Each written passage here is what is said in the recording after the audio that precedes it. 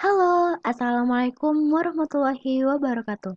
Balik lagi nih sama Kak Ria. Hari ini kita akan belajar biologi dengan materi tingkat organisasi kehidupan. Langsung aja ya. Hari ini kita bakal belajar tentang pengertiannya. Lalu, apa aja sih struktur tingkat organisasi kehidupan? Terus nanti kakak bakal ngasih contoh soal ya. Nah, sebelum belajar, jangan lupa berdoa. Nih, kakak kasih sedikit motivasi. Kita hidup di bumi itu nggak sendirian. Ada berbagai makhluk hidup lain yang saling menjaga keseimbangan alam. Langsung aja ya, pengertiannya. Tingkat organisasi kehidupan adalah tingkatan yang dimulai dari bagian paling sederhana hingga tingkatan yang paling kompleks. Nah, terus apa aja struktur tingkat organisasi kehidupan?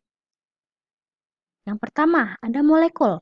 Molekul merupakan bahan kimia dasar penyusun kehidupan. Contoh molekul yaitu DNA dan RNA yang ada di dalam tubuh kita. Lalu, struktur selanjutnya, organel.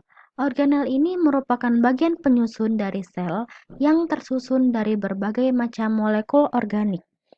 Contoh dari organel itu contohnya mitokondria, ribosom, badan Golgi, retikulum endoplasma.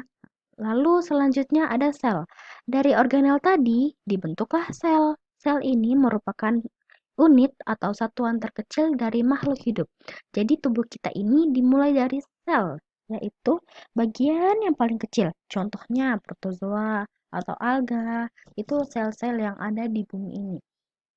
Lalu dari sel ini kita bentuk jadi jaringan. Jaringan ini merupakan sekelompok sel sejenis yang memiliki bentuk dan fungsi yang sama. Contohnya, jaringan otot atau jaringan saraf, itu jaringan yang ada di manusia. Kalau misal jaringan yang ada di tumbuhan, seperti jaringan pengangkut masih ingat kan yang silang floem? Lalu setelah berbentuk jaringan jadi apa, Kak? Nah, kalau udah bentuk jaringan, dia bakal jadi organ. Organ merupakan kelompok jaringan yang bersatu dan bekerja sama menjalankan fungsi tertentu. Contohnya udah jelas kan nih, ada jantung, terus organ, contohnya lambung, lalu ada hati, itu organ. Nah, dari organ-organ tadi dibentuklah sistem organ. Nah, dibaca pengertiannya. Gabungan beberapa organ yang saling tersusun membentuk sistem tertentu dan saling berinteraksi. Contohnya apa aja, Kak? Sistem organ contohnya organ pencernaan, organ pernafasan, sistem reproduksi, itu merupakan contoh dari sistem organ.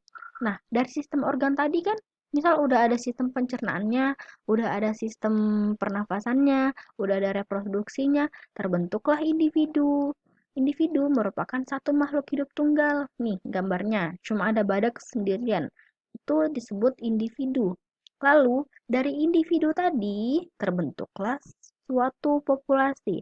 Sekumpulan individu sejenis yang menempati daerah tertentu. Contohnya, populasi badak, lalu gajah di padang rumput, atau kalau mau lihat yang paling gampang itu eh, sekumpulan orang di kompleks perumahan. Itu disebut populasi. Lalu dari populasi ini ada komunitas. Komunitas merupakan seluruh makhluk hidup yang hidup di daerah tertentu. Contohnya komunitas di laut.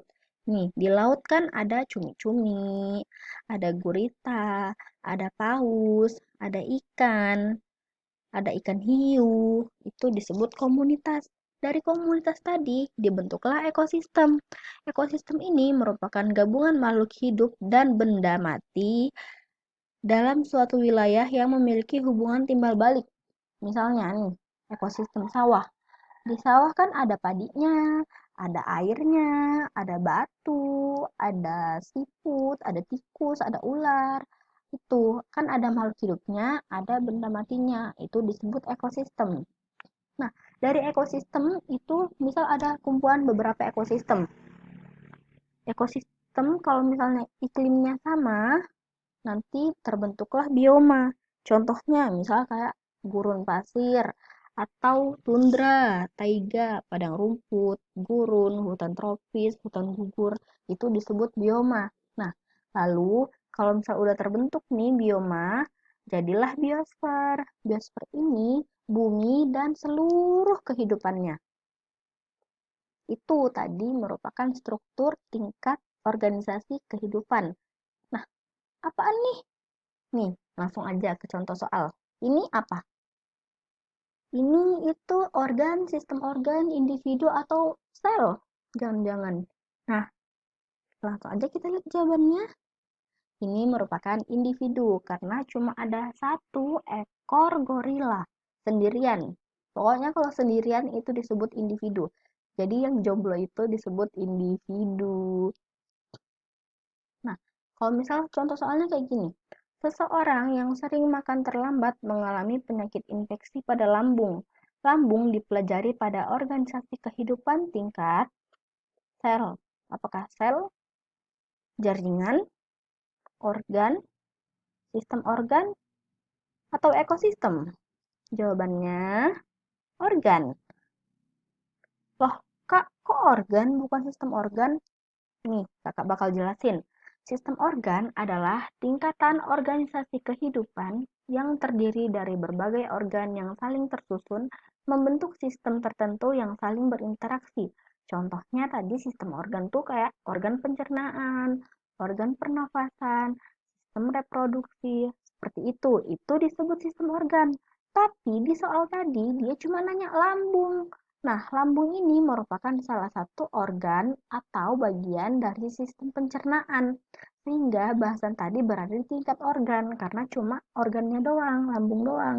Kecuali misal ada lambung, ada usus, itu disebut nanti organ pencernaan. Tapi kalau lambungnya doang masih masuk sistem maaf maksud kakak masih masuk organ. Masih mau soal lagi? Oh, nggak bisa. Silahkan kalian coba soal-soal yang ada di buku pelajarannya ya. Terima kasih. See you next time everyone. Wassalamualaikum warahmatullahi wabarakatuh.